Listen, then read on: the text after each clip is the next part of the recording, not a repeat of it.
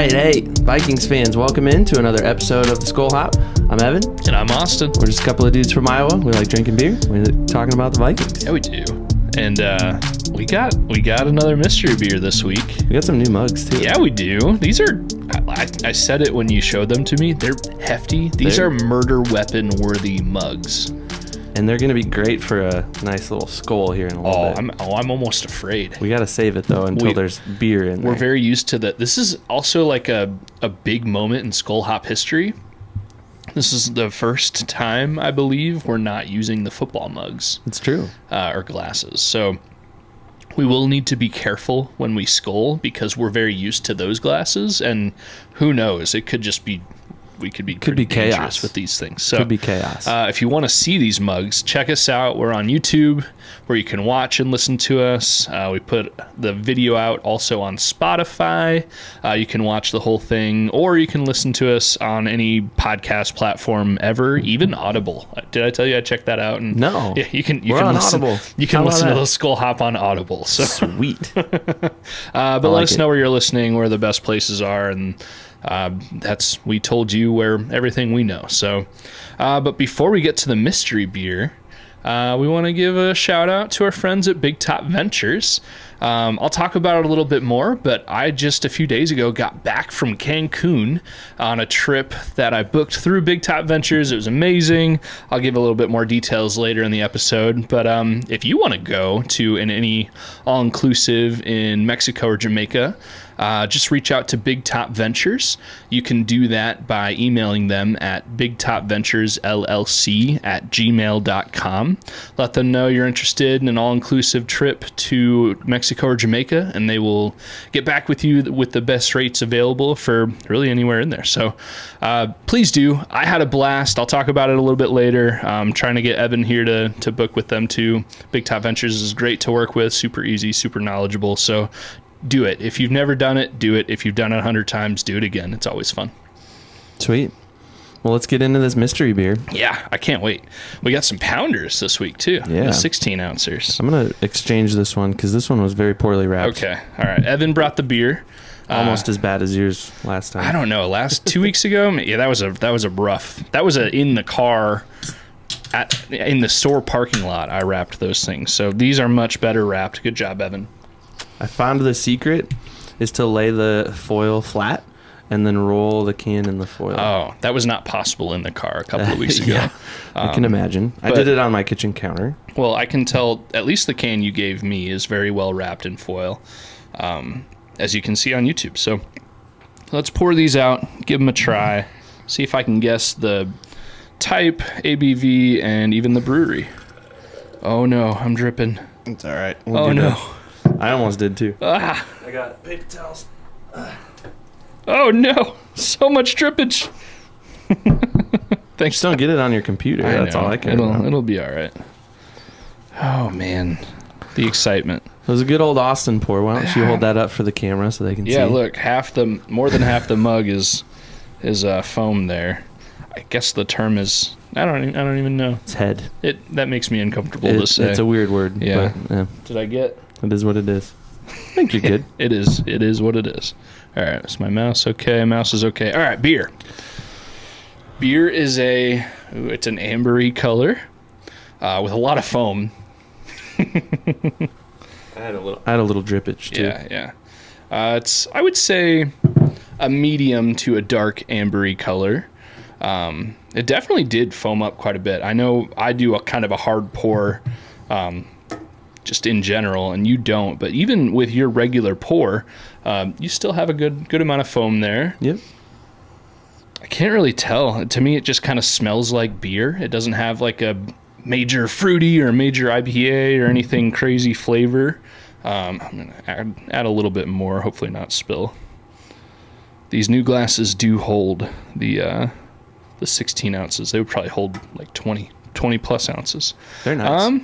Yeah, that's about the audio visual I can give. A medium to dark ambery color with a lot of foam. So let's Skol it up. Skol. I was afraid. It was nice. I held back. I didn't know. Well, you're palming the mug. You didn't grab it by the handle either.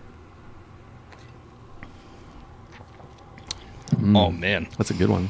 It is a good one. It's going to be hard to define really anything. This is like a beer's beer to me. Like a good amount of flavor, but not getting like overly dark amber. It's not like a lager or anything. It's got a lot of flavor, but I'm also not getting much fruit. Again, I'm not getting a heavy IPA, like hoppy profile. So you're trying to guess type, ABV, and the brewery. All right. Type, I'm gonna go amber. It is not an amber. Oh, okay. Well, I was 0 for 1 so far.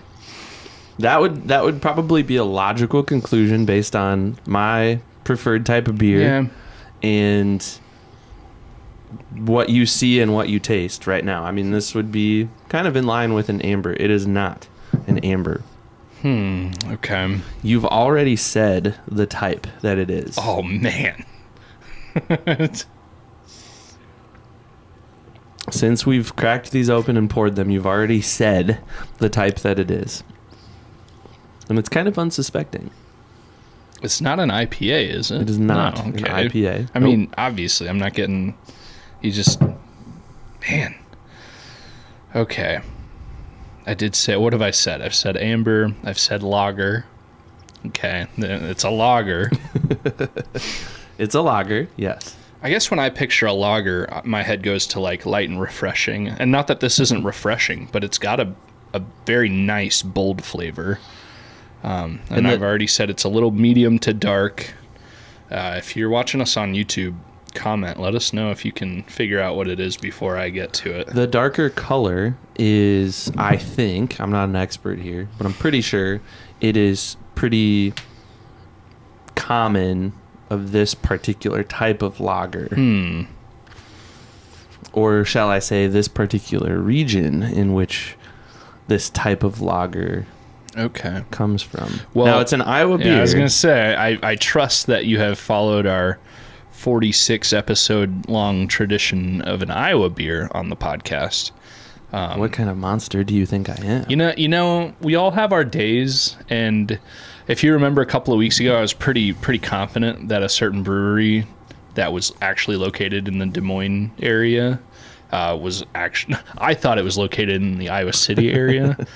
So we all have our days, you know, we're all capable of making mistakes here, but you did not make a mistake and get the Boston lager from Sam Adams. That wouldn't have counted.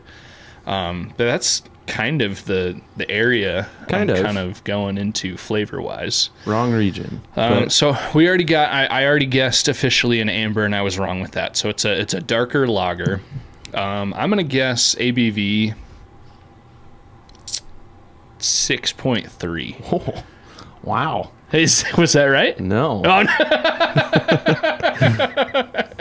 no. You were so impressed. Impressed with how bad it was. Okay, so it's probably like a 4.8 or something like that. It's 4.8. There you go. 6.3. You had me really excited there for a second. Sky high. I thought I nailed it. No, 4.8. It's pretty okay. All right. Pretty easy going. Pretty chill.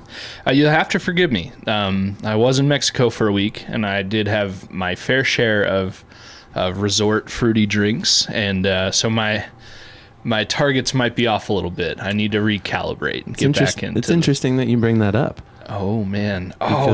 Remember I said that I haven't had this one yet. This is a lager that originates. I sent this one to you, did I not?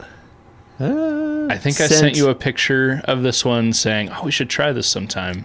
Maybe you did. I don't remember. Is this a 5 Cities beer, Evan? This is not a 5 Cities beer. Oh man, I'm so wrong. Okay, so I had it wrong. So I got every one of them wrong.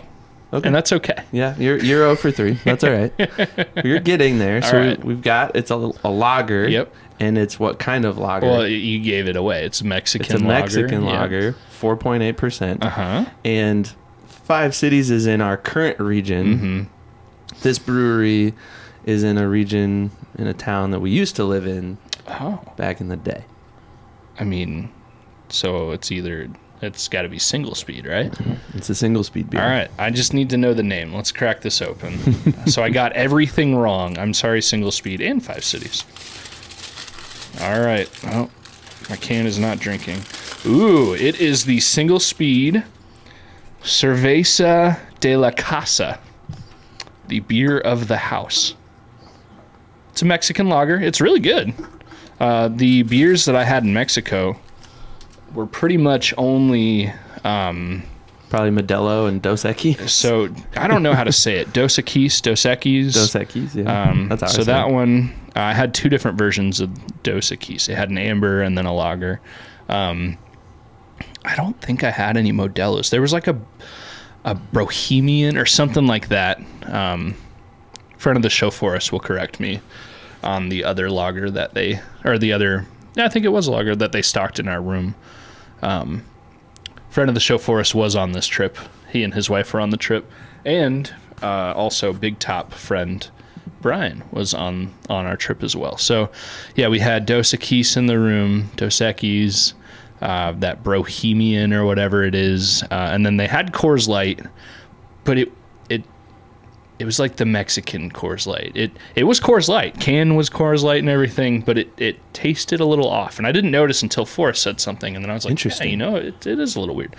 This Cerveza de la Casa from SingleSpeed is very good. It is good. Yeah, and I saw it on the shelf, and I knew you were coming back from Mexico, and I was like, hey, this would be a great beer to have. And you were right. I'm thoroughly enjoying it.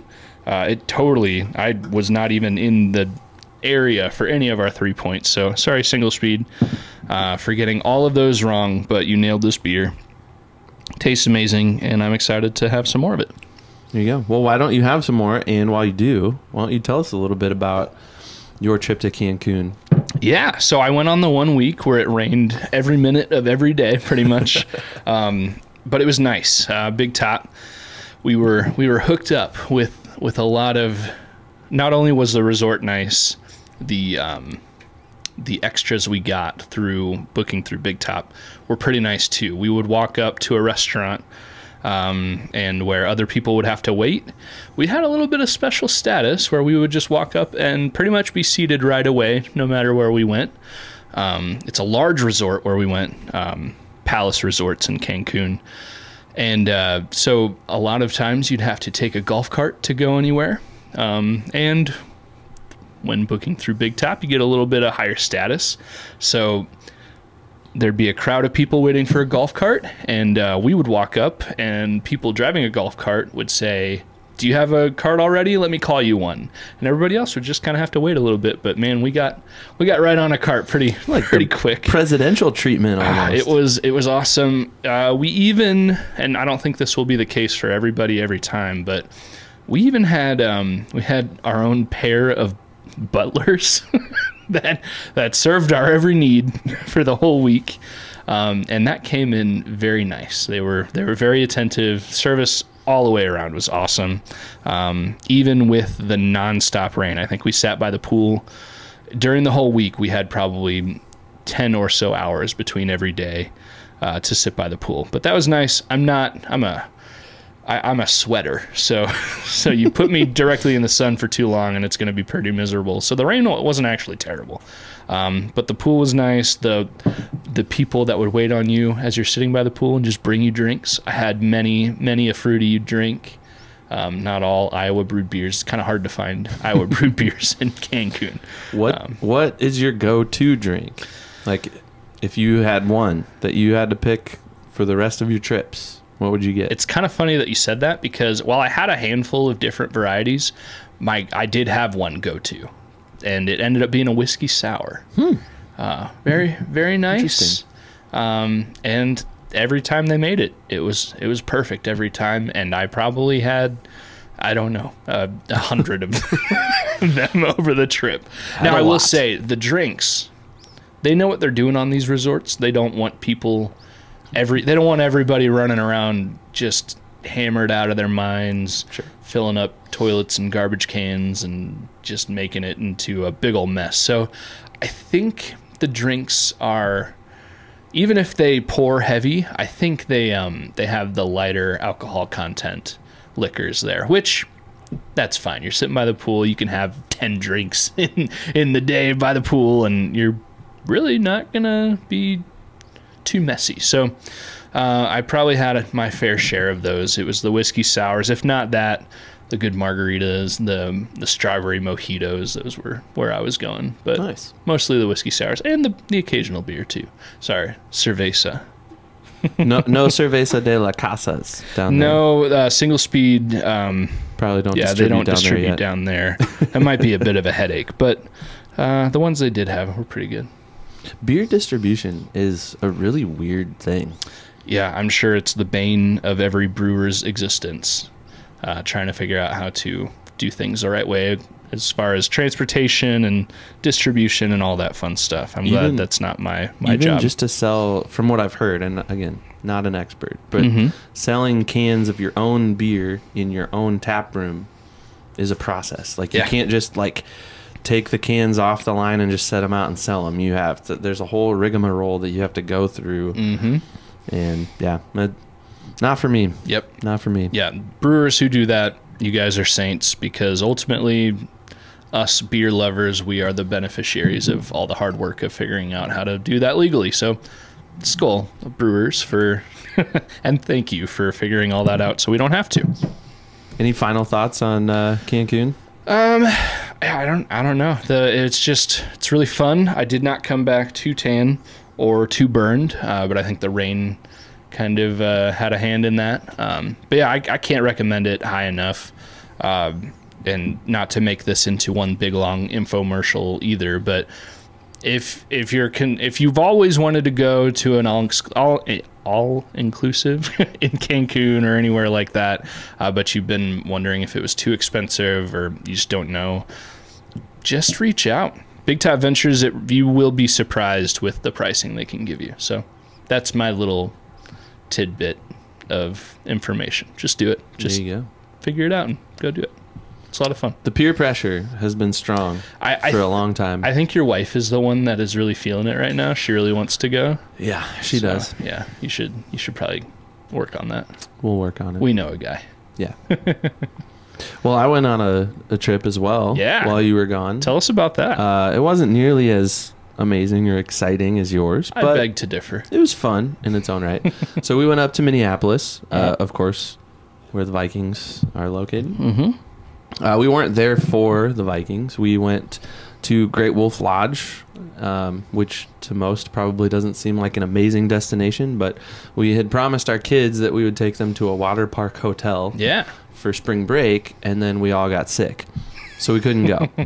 So this was kind of the makeup trip for that. And I will say, this is not a sponsor, but Great Wolf Lodge is pretty awesome. And if you're looking for a completely indoor water park hotel, have you guys ever been? No. So were you in the Dells, or is there a Great Wolf in Minnesota? There is one. It's just south of the MSP airport in Minneapolis. Good to know. I did not know that. And it's less than 10 minutes away from the other place that I went, which I'll get to in a minute. All right. But yeah, Great Wolf Lodge. I would highly recommend it. You don't have to leave the hotel if you don't want awesome. to. Yeah. You swim all day for free. Well, included. It's included in your room charge. They have like 2 or 3 restaurants. They have a Dunkin' Donuts that you can get coffee at when you wake up in the morning. They have a couple bars around. So, like, I mean, you can just chill at the hotel all day. Sounds exactly like Cancun to me. It's just all indoors. Yeah, that sounds awesome. And yeah, the pool, the water park is super cool. Like, we went down a slide the first time we went, and I mean, I have a 5-year-old who's like probably 40 pounds dripping wet, and a 7-year-old, and the 5-year-old, she's just big enough to like go on all of the slides. Oh, that's nice. We went down one of the fastest slides. The first thing we did, like, we didn't even just like go in the water. We just like, let's go for a slide right away. And we went down this slide, and I went down first, and you know, I'm like this, and I just had water in my face the whole time, and I'm thinking while I'm going down, like, oh no, she's gonna be like freaked out. Yeah. She comes down the slide, and she just had the biggest smile on her face, and then we were like, all right, this was worth it. You did it. You did it, Dad. So it was a lot of fun. I paid way too much for an American Coors Light. Oh, yeah. Poolside, but it was nice to not have to leave the pool area. Mm-hmm.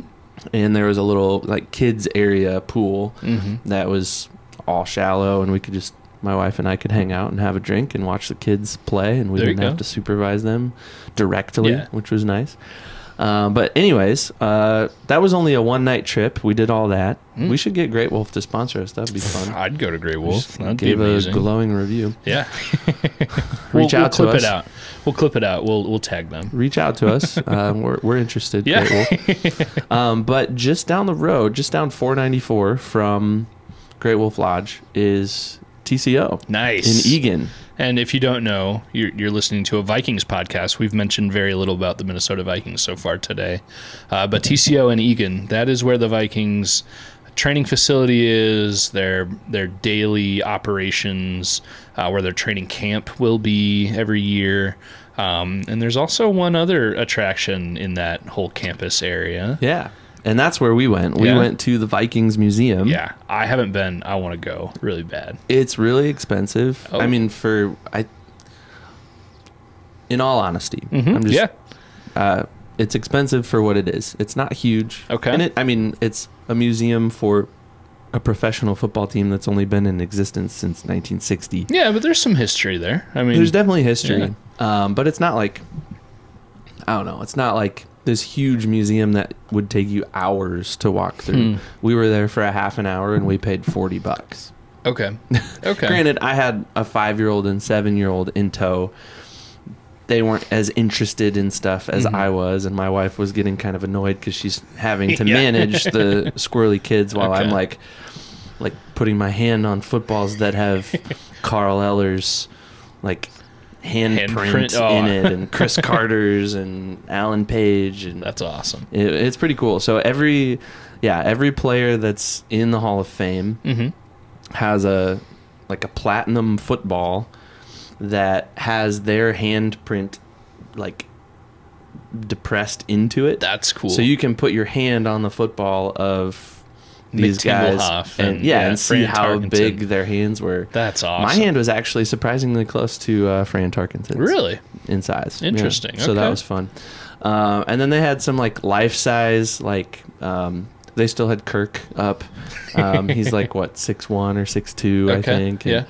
And, Justin Jefferson and Christian Darrisaw and a couple other guys. They had like not like their hands, but just like a big life-size picture of them and how tall they are, and you can stand next to them and this is how tall I am compared to so Christian and so. Darrisaw, they had a nice little exhibit for each stadium.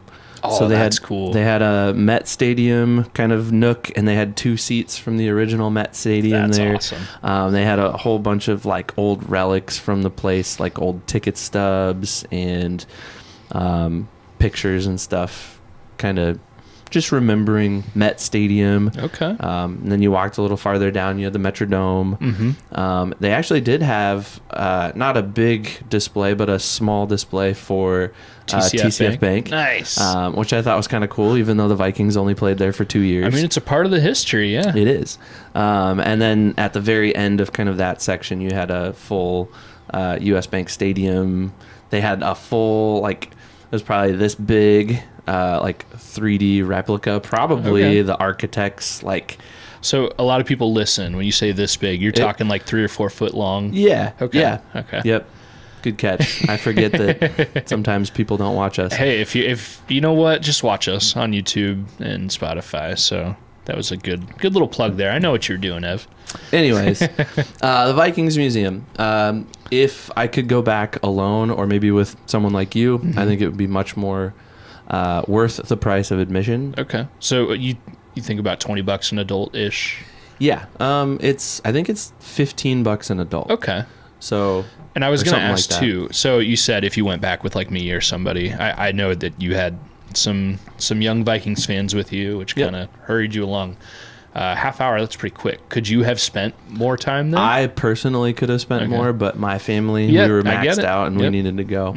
So we went to the gift shop, and if you look under the Skol Hop helmet there, I'm afraid. gift. Is it going to bite me? No. No? All right. Lift up the helmet. It's actually I'm just kidding. It's nothing super special. That's just a card they threw in the bag, but I thought it was cool. It says Skol on it, and it's kind of embossed on one side. Yeah, that's pretty cool. Got a keychain with your name on it. With my name on it. That's awesome. So there you go. All right. I don't know if you have one of those yet. I don't have one of these. This is awesome. Yeah, there you go. And then we got a window decal. It says Skol Vikings. So there you go. This is pretty cool. Thanks, Ev. Yeah. Appreciate you. I can't go to the Vikings Museum and not get you anything. I mean, I went to Cancun and I didn't get you anything. Well, but Cancun isn't nearly as cool as the Vikings Museum, obviously. Yeah. Well, I don't know. This might be a laptop sticker. This might be a car window sticker. Yeah, We'll put figure it on your out. car. Put it on your computer. Yeah. I don't usually put things on my car, but Vikings things I totally would. I've also been meaning to make up some Skol Hop window decals. Yeah, that'd be pretty cool too. I would be interested in one of those. Yeah, maybe we'll send out the bat signal to my wife, who's really good at that. She made the decals for our custom mini helmet for the Skol Hop too. If you're watching us, thank you, Ev. This is awesome. There you go. Skol. Skol. All right. Well, that's a nice little recap of our summer adventures so far. We got some more. Stay tuned. We got some more adventures coming far. Or coming up in the future. Excited. I can't wait. It's going to be awesome. Brew tour. We're doing it. Yep. We've got a list of places we're going, and we'll put out another call if you're an Iowa brewery that would be interested in having us stop in. We would love to, and we'll play ball with whatever you're willing to let us do. Yeah. After our last brewery call a couple episodes ago, we got some feedback from some breweries. So yeah, we did. And even one that said an owner of the brewery was a Vikings fan, season ticket holder. So we'll now that the dust has settled from the Minnesota trip and the Cancun trip, we will be full focus into planning all those details out. So yeah, if you're a brewer and you'd like to welcome us in for any kind of content, or even just to let us come in and pay for beers, that's fine too. Let us know. Otherwise, we've heard from a few so far, so we'd love to work with you guys. And if nothing else, you and we like Iowa brewed beers, so we're gonna make a little bit of a brewery tour here in a few weeks. But we got the rest of this episode to worry about before we get there. So yep. So we started this series last week. It was an episode that we had recorded a while back, but we knew you'd be gone on your vacation and stuff, so we figured this last week, episode 45, would be a good opportunity for us to release that. So we started with a series on all of the best Vikings to wear each jersey number. Yeah. So in that episode that we released last week, we covered jersey numbers 0 through 19. Yep. And you'll know if you watch us that it was an episode recorded a while ago because we still had our old setup here. Yeah, the recliners and stuff, which was kind of fun for me to look back on and remember. We did not yet have the Skol-land Center here. Yep. So Skol-land Center. I like that. I just came up with that off the top of my head here. I like it. And I like that you emphasized the man part, because this is like a man cave. Well, I really was trying to say like command. Oh, so I got it. I missed the D at the end of the word. It has like a triple meaning though. Yeah. Yeah. Maybe it was on purpose that I didn't. No, it was totally an accident. Also, one thing right off the bat, we started off with jersey number 0. When we had recorded that episode, I think it was even while the season was happening, or even just after this most recent season ended. The only number 0 in Vikings history that I believe was Marcus Davenport at the time. He's gone. Ivan Pace is currently number 0, and I think we're both pretty happy about that. But we didn't mention that in the last episode because that hadn't happened yet when we recorded. So yeah, Marcus Davenport needed to go. Yes, and he did. Yeah, he took his money and ran. Again, I'm sure he's a nice person, but he did almost nothing for the Vikings. So he did us dirty. Yeah, he did. He did what his number said he would do. So hopefully, Ivan Pace, he's already done more than what his number says and what Marcus Davenport did. So, anyways, just had to point that out. We know there were a couple of inaccuracies in that, but not too many. It was still a good episode. Yeah, we had a YouTube commenter that corrected me on Todd Bauman. Yeah, which you are correct. the towns that you referenced. I think you said he was from Ruthven, Minnesota, very close to Pipestone, which is kind of where my family hails from. I just took you at your word. So we claim Todd Bauman from Pipestone. Okay. So, anyways, good corrections. We need a stat guy though, or we need somebody to. All right, hey Jimmy, the stat guy. I forget what I named him last time. We need somebody to call us out when we make these claims. Yep. Anyways, we're gonna continue the series. Yep. And we probably need to hustle unless this is gonna be a 3-hour episode. Well, so I was kind of sifting through. I kind of cheated a little bit earlier and looked at all the Vikings to wear all these jersey numbers. I kind of took away, if you are an up-and-coming Viking, we kind of said this on the last episode too about one of the numbers, like 16 or something. If you, or maybe even 6, I don't know. But if you are an up-and-coming Viking and you're really trying to make your moment, put your stamp on a beloved number, kind of like Adam Thielen did with number 19, he kind of made it cool. If you want to make a number your own, really any number in the 30s, yeah, you can hold it, and if you're good, we will love to wear that number 38, which I don't know. We'll go through it, but 38 specifically, there was like a 9-year gap. Just nobody wore that number in like a regular season game. So wow, yeah, that's a pretty wide open one. But anyways, well, let's really quickly remind everybody. I've got this article from Vikings Wire pulled up. This just lists 0 to 99 and what they think is the best player to wear each number. So they list one player for each number. And then we've also got the Pro Football Reference where you can search each number and see a list in their database based on the number of everybody. So we're starting with 20 here, and so like the first number 20, for example, would be Mackenzie Alexander. I think it's alphabetical by last name, which would make sense. And you can adjust that too, even by. So one thing cool about Pro Football Reference, they have their AV score, which approximate value is kind of like how good of a player you were at your position. So it's kind of a nice bullet point to look like, oh, that guy's got 100, he was really good, or that guy has a 2, he didn't do anything. So you can kind of adjust that tool to see who's the best, who wore it the longest, what era they were in. So yeah, we're doing 20 to 39 today, and 20. We alternated last time. Yeah. Should we alternate again? Sure. I don't remember how or what we did. I don't know. I think it was just just one or the other. So, do you want to go first? Or do you want me to go first? How about you go first? Okay. So I'll do the odd numbers. Number 20. Yeah, not a ton of historically great Vikings to wear this number. I don't even know who wears it right now. I got the list pulled up, so I'm cheating a little bit. Looks like Jay Ward wears it right now. Duke Shelley had it for that one kind of fun year that we all liked. That he was a Viking. Jeff Gladney, first round pick, same year as Justin Jefferson, the late Jeff Gladney.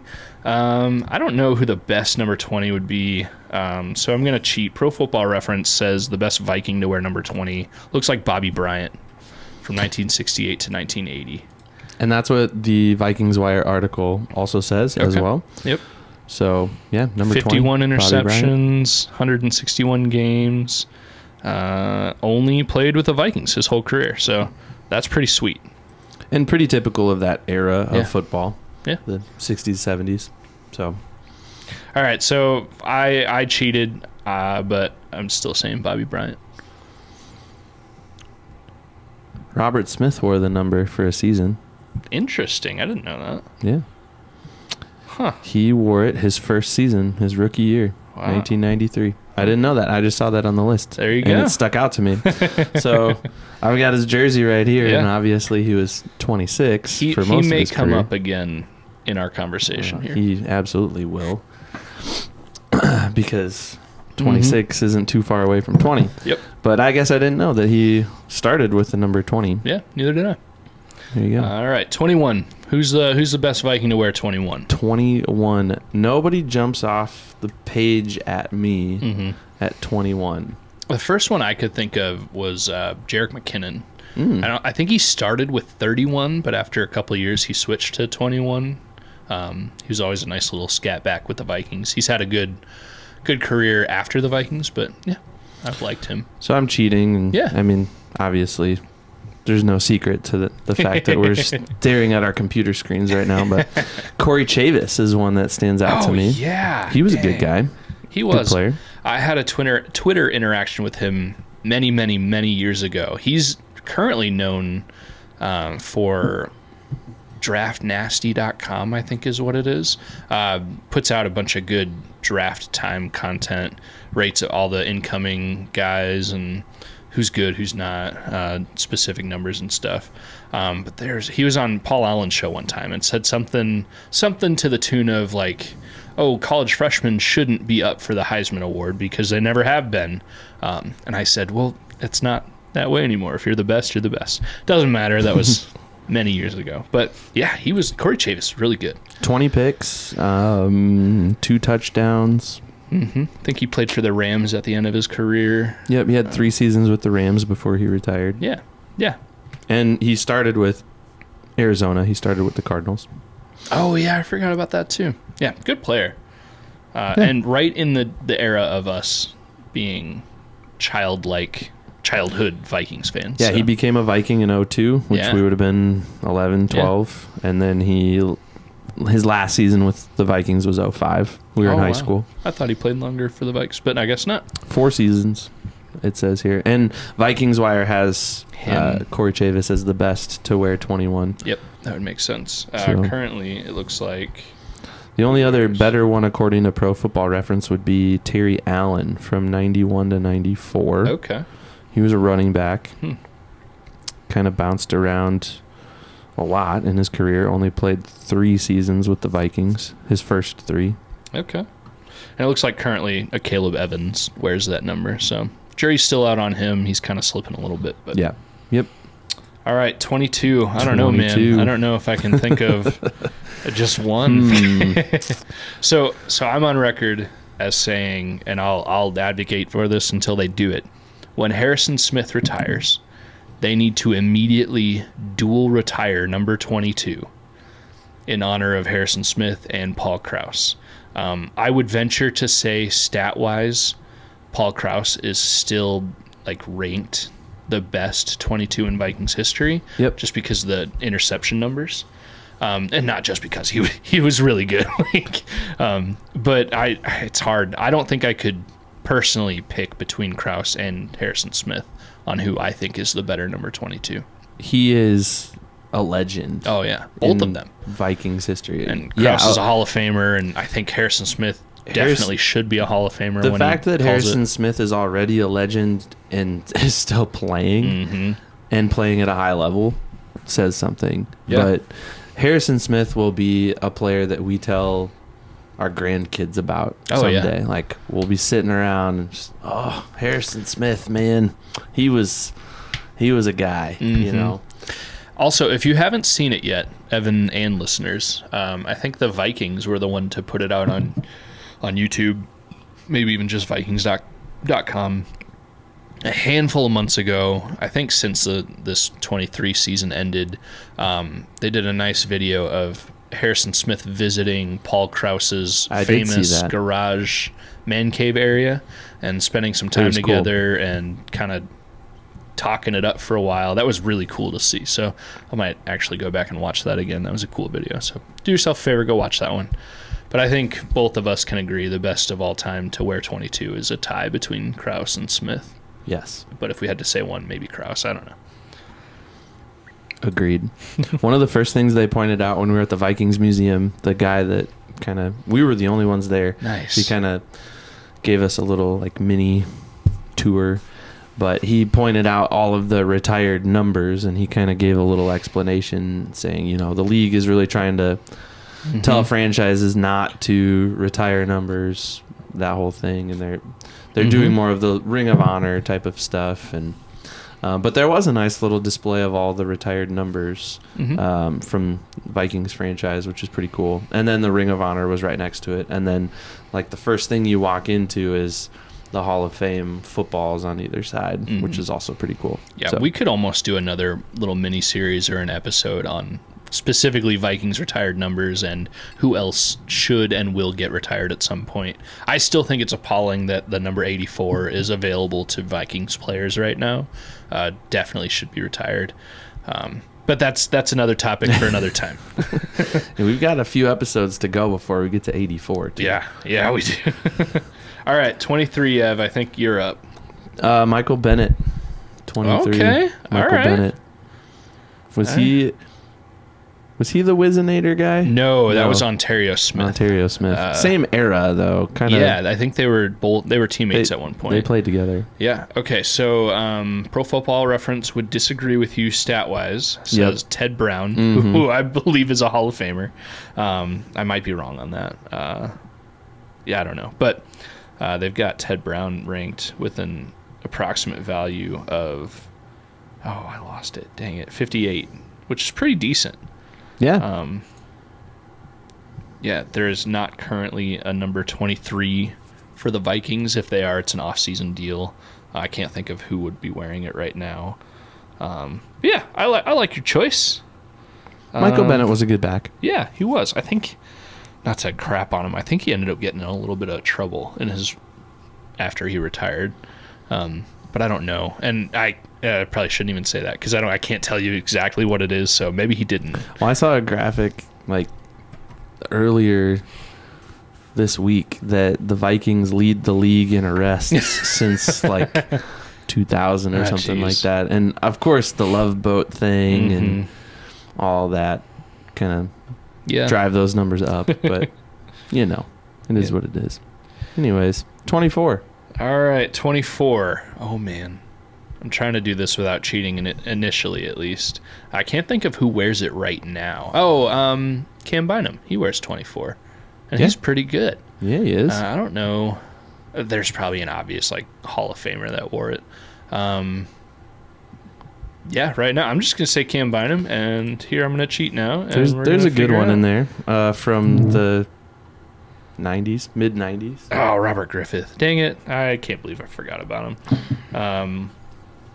Cam Bynum. I forgot Mackenzie Alexander in his second stint wore 24 because his initial number of 20 was taken by, I believe, Jeff Gladney when Alexander came back. So, Captain Munnerlyn. He was a good Viking for a couple years. Yep. Trying to think. Who else? Who does Pro Football Reference have? Yeah, it's Robert Griffith. They say is the best Viking 24 of all time. So is that who our list has too that you've been going off of? Pro Football? Or no, was it Vikings Wire that you were looking at? Vikings Wire has Robert Griffith. Okay. Yep. Yeah, fair. Absolutely fair. Yep. All right. 25. 25. Let's see here. Dig through. My brain doesn't work this way. But we could go with there have been a lot of 25s in Vikings history. Yes. And just a couple of kind of flashy names. I'm going to go with a guy that I wish was still a Viking. I think he's still playing. And he wasn't a Viking for very long.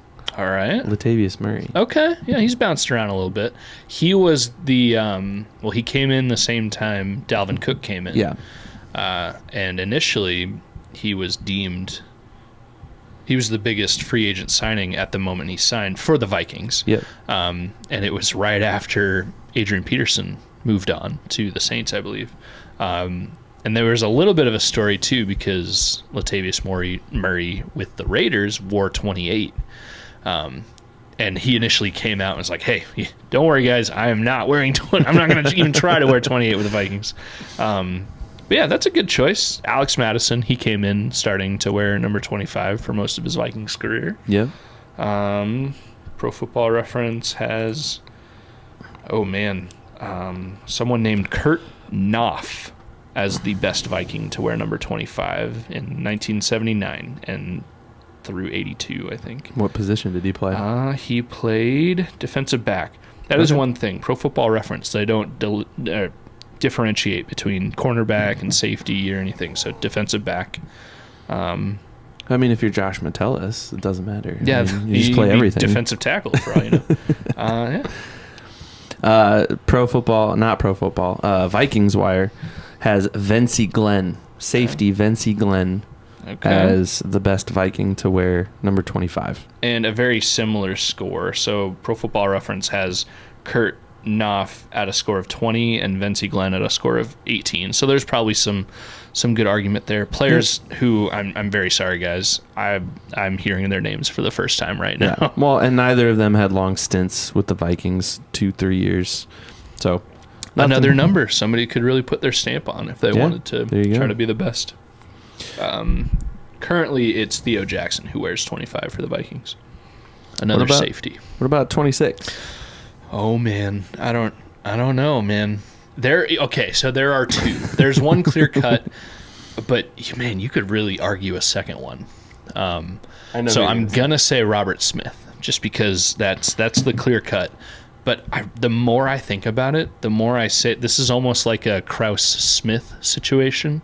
We have Robert Smith, who I'm gonna say is the best. But then you have Antoine Winfield Sr., who may be the best Viking free agent signing of all time.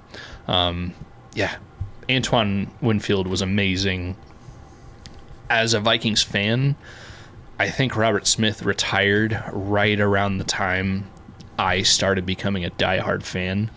So that's probably where I'm pulling more for Winfield, because I saw all of Winfield as a Viking. But at least Robert Smith only ever played for the Vikings. Winfield did bounce he started in Buffalo, then with the Vikings. I think he latched on with the Seahawks for a year. I don't really know. But Pro Football Reference has him ending his career in Minnesota. Who? Antoine Winfield? Yeah. There was a weird time because he was cut. He was a cap casualty at the end. But he was starting to get older, so I think he was an off-season and didn't end up making the team in Seattle, which is crazy to think that Antoine Winfield didn't make the team. But that was right when the Legion of Boom was starting to form, so probably pretty competitive backfield when Winfield started there. So, yeah, Robert Smith, best Viking 26 of all time, but a close second for Winfield. Vikings Wire has Antoine Winfield. Okay. Yeah, I mean, hard to argue. I could see it being a tie. Some other interesting names. Kene Nwangu currently wears 26. Trey Waynes. Oh, yeah. Was former first-round pick. Okay. He wasn't bad. Yeah. I don't know if it's public knowledge. I definitely don't know anything the public wouldn't know, but I have a hunch Trey Waynes' career was hampered by injury because he really dropped off. Like, he was pretty good and then stopped and then never did anything with the Bengals, I believe. He had one season with Cincinnati. Yeah. That was it. So, anyways, yeah. Nice. Okay. 27. 27. 27. We're going to go with I think this is another number that somebody could really make their own if they wanted to. I want to know who wears it currently. Dwayne McBride wears which it is currently. kind of not to crap on anybody. He's a good football player, but he also spent most of his rookie year on the practice squad. And he's going to be battling for a very crowded running back room as it is right now. Yes, agreed. But yeah, current 27. So I'll cheat just because it's not a super common number in Vikings lore at this point. Both Pro Football Reference and Vikings Wire have defensive back John Turner, who played from 78 to 87. 24 interceptions, 116 games. It's not bad. 1 touchdown, and he played all but 1 year for the Vikings, the other one being San Diego. And there was like 5 or 6 years with the Vikings, 1 for San Diego, and then back to Minnesota for his last couple of years. So pretty decently long career, 9 years, 9 seasons. Yeah, I mean, we definitely would know him just off these numbers right now. He'd be somebody people would be excited about signing in free agency. So yeah, probably the best pick at that number. There you go. I do remember Corey Fuller from my childhood. Okay. He was Pro Football reference has him at the second best to wear 27. We also can't forget. Sorry, I cut you off. No, you're good. We can't forget Cam Dantzler. Well, yeah, that's a good one. I think this one's even better though. Fred Smoot. Yeah. I have his autograph. Nice. Yeah. Fred Smoot. Fun fact. What a guy. Yeah. Brian Russell, I weirdly remember in the backfield for a couple years. That was 02 to 04. That was right when I was starting to become a childlike diehard Vikings fan. So, yeah. All right, 28. I don't know. I don't know if I can pick one. So, obviously, Adrian Peterson. There aren't many to wear 28. Yeah. And it has been, like, unofficially retired. I think there's currently someone, if you look at the full roster right now, somebody holds that number. AJ Green III. Yeah, that he won't hold that number if he makes the team. Nobody will. It's been unofficially retired since Adrian left the team, and he last played for the Vikings in 2016. So that's what, 8 full seasons since someone's worn that number for the Vikings. That's another one that I would advocate. Off the field stuff, whatever, but on the field, you just have to officially retire that number. Like, there's 100 numbers to choose from. I will advocate for 2 more to be retired, and that's one of them. There's another pretty big name Viking to wear this, not necessarily in our lifetime. Yeah. Ahmad Rashad. Yeah. Yeah, I'd still say Adrian Peterson. Oh, yeah, for sure. He's the top, and we'll double check here, but yeah, Vikings Wire has AP as the best to wear that. I don't think anybody would argue that, but Ahmad Rashad was he's really good player in his own right in the late 70s, early 80s. But to put it a little bit in perspective here, Ahmad Rashad's approximate value, according to Pro Football Reference, is 52. Adrian Peterson's is 106. So yes, there is a little bit of a difference there. just a little bit. Just a little bit. All right, 29. I feel like this is another number that's like, there's kind of one sneaky one, who I would say Xavier Rhodes. Yeah.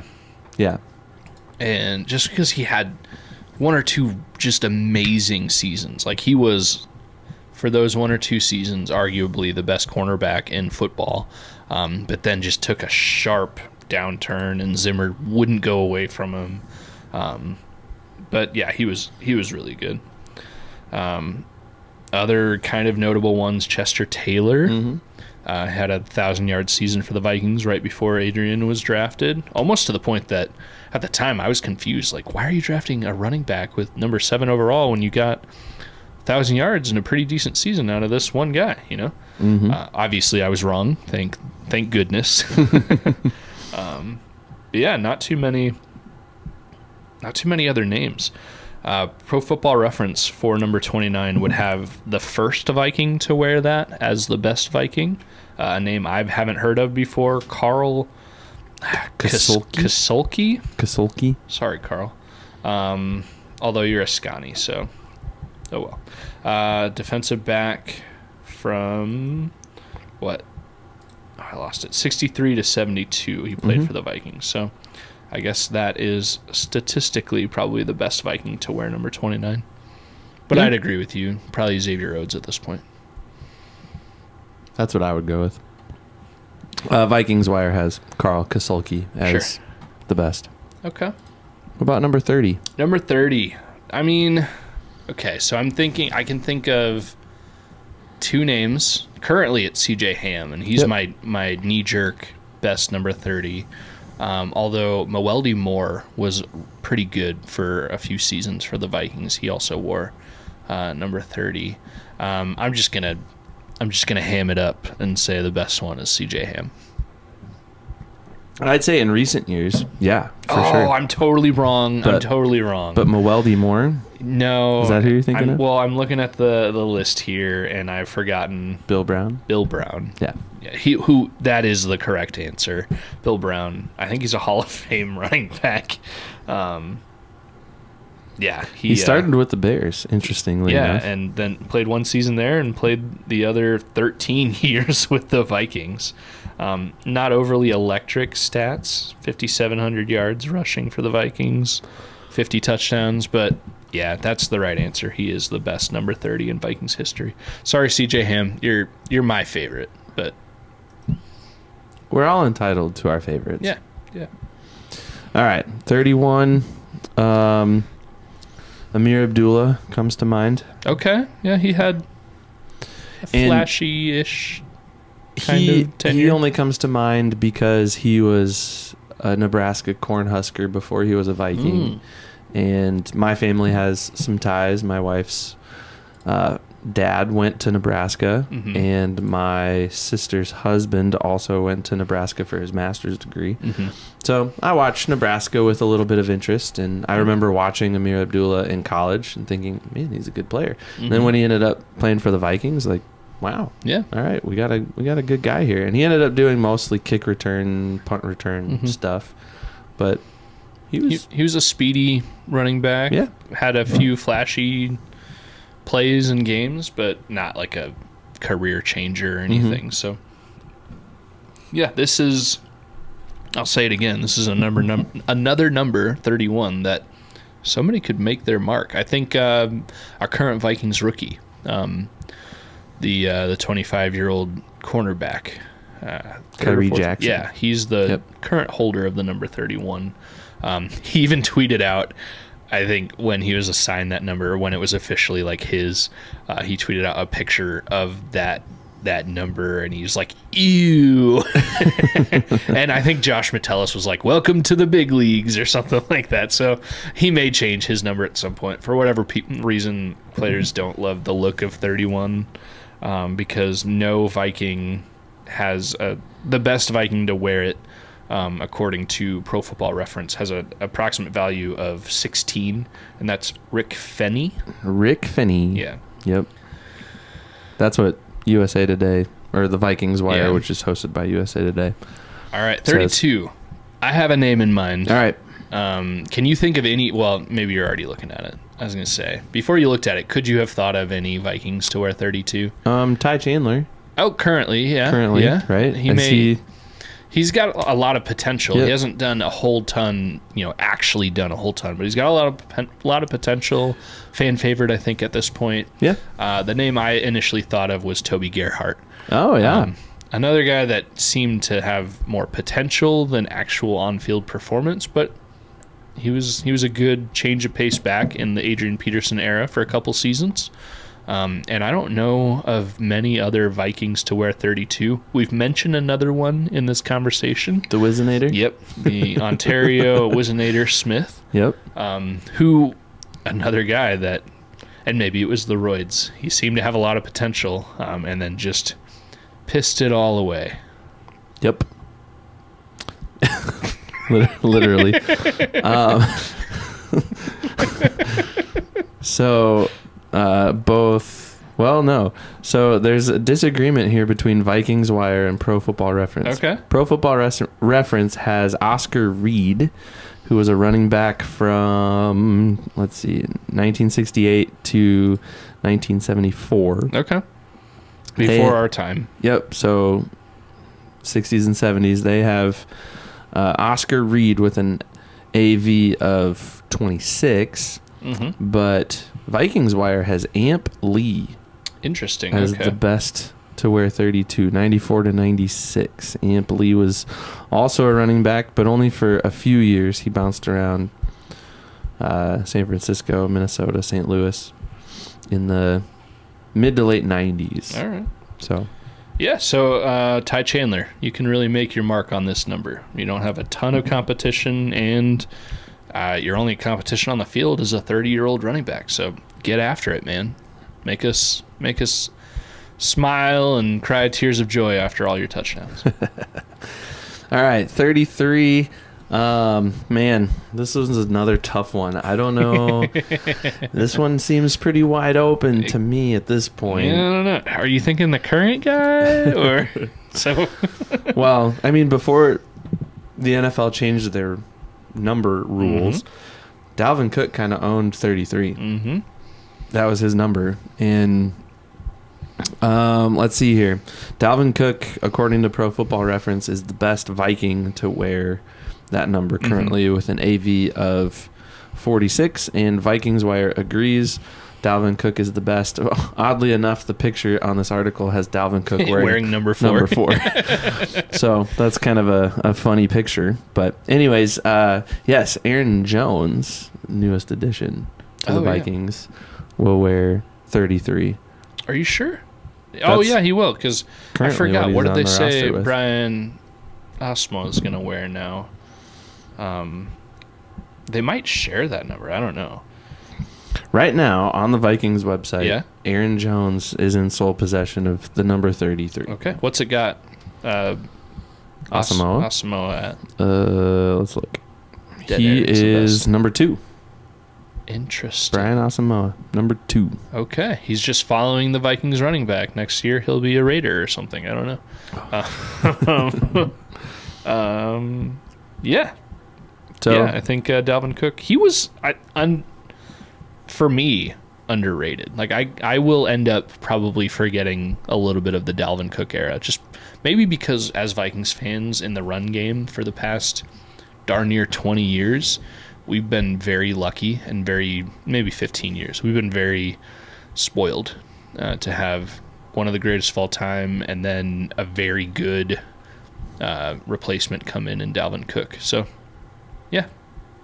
And Dalvin Cook, 2019, I'm just looking at his stats right now. 2019 through 2022, he was an 1,100 plus rusher each of those 4 seasons. His best season being 2020 when he went for 1557. Yeah, and he earned a big old fat contract because of that. So yeah, just reliable. I mean, he always had a couple games. He was always good to miss 2 to 4 games, but he almost just made up for it. And that's kind of why we all thought Alex Madison was so good, because he always stepped in and made things okay for those 2 to 4 games. So the only season he started every game in his career was the 2022 season, which was his last season with the Vikings. Last full season with the Vikings. But yeah, always kind of dealing with his shoulder mostly, but dealt with some other things here and there as well. But current free agent. Yeah, and a good Viking, just a good guy, good player, represented the franchise well. So, yeah. Yeah, if you're upset with Dalvin Cook as a Vikings fan, then you're not a real Vikings fan, because he only ever did positive things for the team. All right, 34, you're up. 34, trying not to cheat. I can't really think of anybody. There's a pretty good one in recent history. Okay.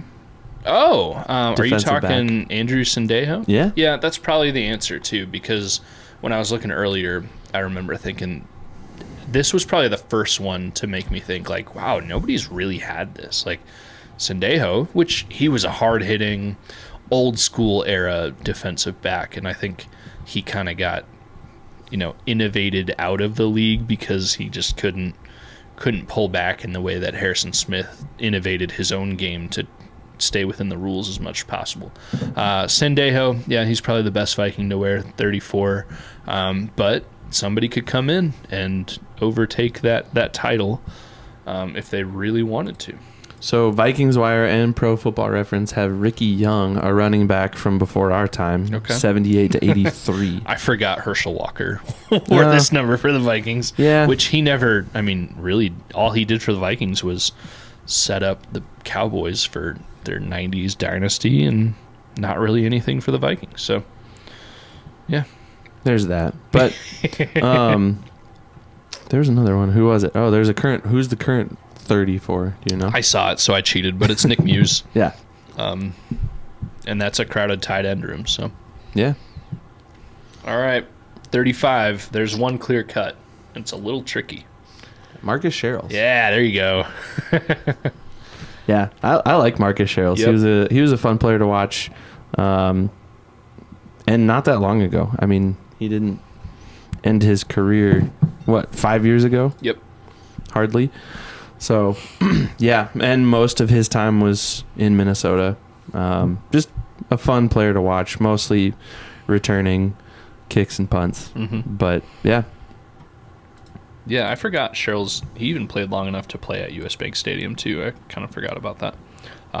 Electric punt returner. Only played for the Vikings and the Dolphins.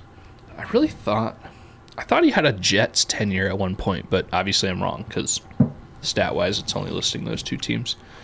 But 35 is another one of those numbers that come get it. Somebody could take it. There's not a whole lot of guys that have worn it, and there's no Adrian Peterson on this list. So, if you can be better than Marcus Sherrills, which not crapping on Sherrills at all, he was a very fun player to watch. But if you can be better than that, you can do it. 36, I would say, is another number that falls in that category. I can't really think of anybody. Was it Robert Blanton was a 36 wearer at one point? You are correct. Yeah.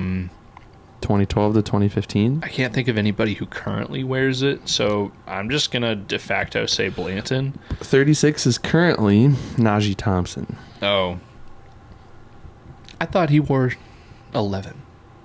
He might have last year, but right now on the Vikings website, he's got 36. All right. So yeah, not a lot of names. Yeah, I mean, just so John Kirby from 64 to 69, he's the highest approximate value according to Pro Football Reference. It's got him as a right linebacker, so yeah, and he wasn't, a league breaker. So yeah, come get that number, somebody. And there you go. All right, we're getting close to the end here because we're gonna go up to 39. So I've got 37 more here. I know. Oh yeah, we got two more. Casting the vision for the end here. Two more for me, one more for you, and we'll kind of wrap things up here. 37. Again, another number that I just can't think of anybody that stands out. Jimmy Hitchcock. I'm cheating. I'm looking at the list here, but that's a name I remember. From my childhood. I kind of remember Eric Frampton a little bit. Okay. But that's only from seeing it on this list. I wouldn't have... Sorry, Eric. I wouldn't have come up with that name right off the top of my head. He was a DB, kind of high school, early college. But Jimmy Hitchcock was on that 98 team. Oh, yeah, okay. That, I guess, just looking at it now, he was only a Viking for 2 seasons. But he... I think he had 7 picks that year. For 242 yards and 3 touchdowns. I guess everybody just went off that year too. So that I mean that 98 season. If you were on that Vikings team, it's a shame that team did not win a Super Bowl. Yeah, this could take a turn of. we don't need to take some beer. Drown your sorrows in beer. Number 38. 38. I think that is one that has weirdly been like shadow retired since Nafahu Tahi in the late 10s or early 2000s. 2010 was his last season. Okay. Yep. I haven't looked at it yet. Are there any current? There's got to be at this moment current guys to hold that number because it's the off-season. Jalen Williams. Okay. Second year. Interesting. Jalen Williams, cornerback. And he wore it last year as well, I guess. Yeah, it was after Tahi left the Vikings. Nobody wore that number again until 2019, at least in the regular season. So from 2010, well, really 2011 to 2018, all of those years, nobody wore 38. Come get that number. Yep. It might be the most available number to make a name. Yeah, exactly. So, Pro Football Reference and Vikings Wire have defensive back Todd Scott from the early 90s as the best to wear it. And he was all right. He had 5 picks in the 92 season, 2 picks the following year in 93. So we were just babies at that point. We didn't even know what the Vikings were. Yep. But there you go. All right, last one of this episode. Got number 39. There is a clear-cut amazing answer here, but I wouldn't have known it if I didn't look it up because this player played before our time. It's a name you've heard before, but you wouldn't think of it. All Are you thinking of Carl Lee? That's the name that I see here on Pro Football Reference. So he's got to be the guy. Yep. Which, he's got 31 interceptions. Defensive back Carl Lee from the 80s to 90s. 31 interceptions, couple touchdowns. Played all but one season with the Vikings. That's 11 years with the Vikings, 1 year with the Saints. So, yeah, probably a Hall of Famer. I guess I don't know right now. But, yeah, he is the clear-cut number 39. Hussein Abdullah wore that number. That was a fun guy to watch for a couple seasons. Chandon Sullivan. Terrible guy to watch for a season. Yeah, but wore it in 22. Marcus Epps, another guy, and Perry Nickerson. Couple of names that I remember from a few years ago. So, okay. There you go.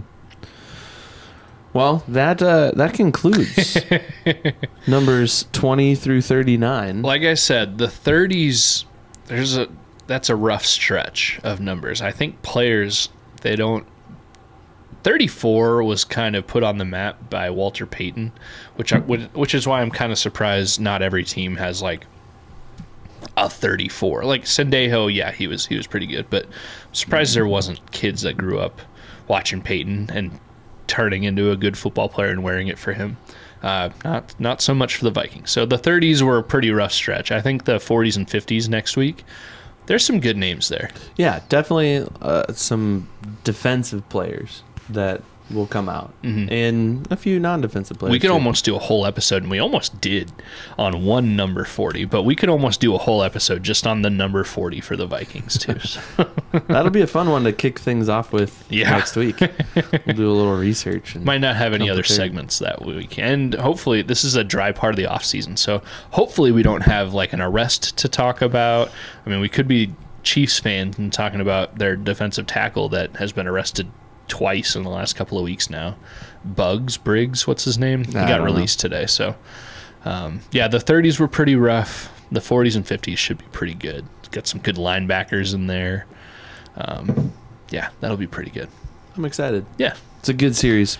Yep. And we'll continue it next week with numbers 40 through 59. And we plan on going all the way up to 99. So the next handful of weeks, that's kind of the goal, is to get through 99, and then episode 50, we're going to do something a little different. I'm really excited for that. I'm pumped. So, listeners, let us know if you think we messed up. We kind of cheated a lot with looking at all of the actual stats for all these guys, but let us know if you think there's a Viking who was a better to wear the number than anything we've said.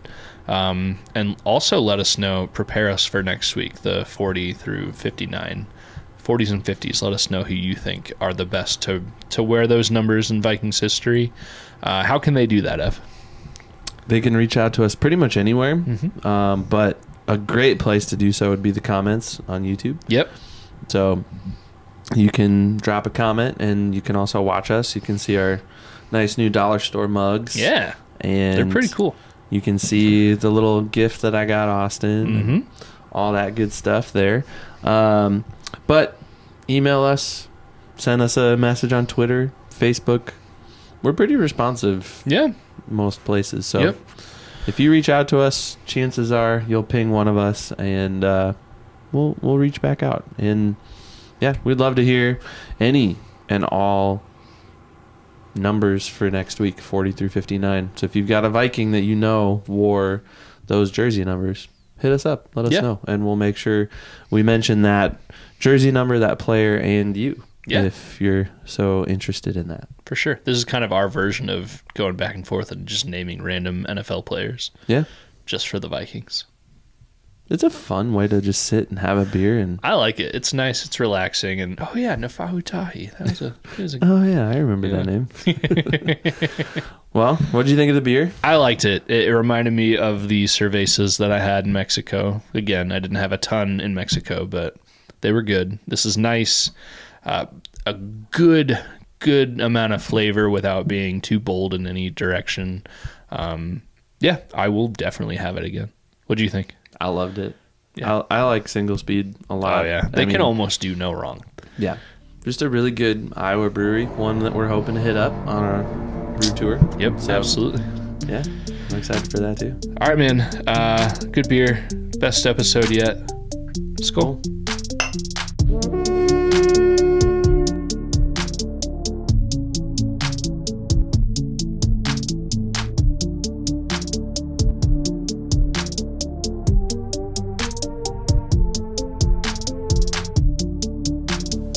Hey Vikings fans, Evan here from the Skol Hop, and we just wanted to say thank you again so much for listening to the Skol Hop, and we also wanted to take one more opportunity to let you know that this episode of the Skol Hop has been brought to you by Big Top Ventures.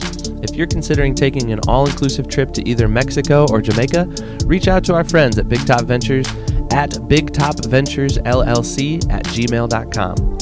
Once again, that's bigtopventuresllc@gmail.com. You can get the lowest rate possible on several all-inclusive resorts throughout the region. Big Top Ventures. Step right up to your next big adventure. And thanks again for listening to the Skol Hop. Skol.